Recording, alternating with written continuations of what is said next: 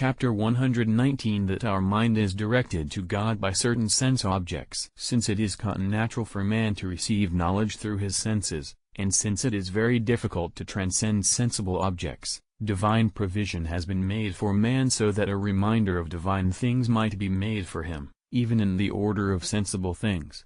The purpose of this is that the intention of man might be better recalled to divine matters, even in the case of the man whose mind is not strong enough to contemplate divine things in themselves. And it was for this reason that sensible sacrifices were instituted. Man offers these to God, not because God needs them, but so that man may be reminded that he ought to refer both his own being and all his possessions to God as end, and thus to the Creator, Governor, and Lord of all. In fact, certain blessings using sensible things are provided for man, whereby man is washed, or anointed, or fed, or given drink, along with the expression of sensible words, so that man may be reminded through sensible things that intelligible gifts come to him from without, and from God, whose name is expressed in sensible words. So, certain sensible works are performed by man, not to stimulate God by such things, but to awaken man himself to divine matters by these actions, such as prostrations, genuflections, vocal ejaculations, and hymns.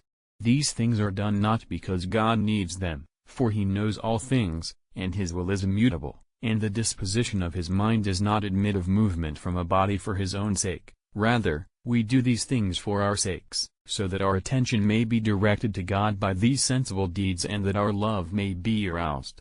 At the same time, then, we confess by these actions that God is the author of soul and body, to whom we offer both spiritual and bodily acts of homage. For this reason, it is not astonishing if heretics who deny that God is the author of our body condemn such manifestations. This condemnation shows that they have not remembered that they are men when they judge that the representation of sensible objects to themselves is not necessary for inner knowledge and for love. For it is evident from experience that the soul is stimulated to an act of knowledge or of love by bodily acts. Hence, it is obvious that we may quite appropriately use even bodily things to elevate our mind to God. Now, the cult of God is said to consist in these bodily manifestations to God. For we are said to cultivate those things to which we devote effort through our works. Indeed, we show our zeal and regard to God by our activity, not, of course, to benefit him, as we are said to do, when we cultivate other things by our actions, but because we approach more closely to God by such acts. And since we directly tend toward God through interior acts, we therefore properly give cult to God by interior acts. Yet exterior acts also pertain to the cult of God, according as our mind is lifted up to God by such acts. As we have said also, this cult of God is called religion, because in some way man binds himself by such acts, so that he will not wander away from God, and also because man feels that he is obligated by some sort of natural prompting to pay, in his own way, reverence to God, from whom comes the beginning of man's being and of all good. As a consequence, too, religion takes the name piety. For piety is the means whereby we pay due honor to our parents.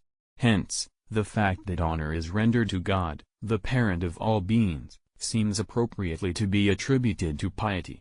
And for this reason, those who are opposed to these things concerned with the cult of God are called impious. And because God is not only the cause and source of our being, but also because our entire existence is within his power, and because we owe him everything that is present in us, and as a consequence he is truly our Lord, what we offer him in homage is called service. Of course, God is not a Lord in the accidental sense, as one man is over another, he is so through nature.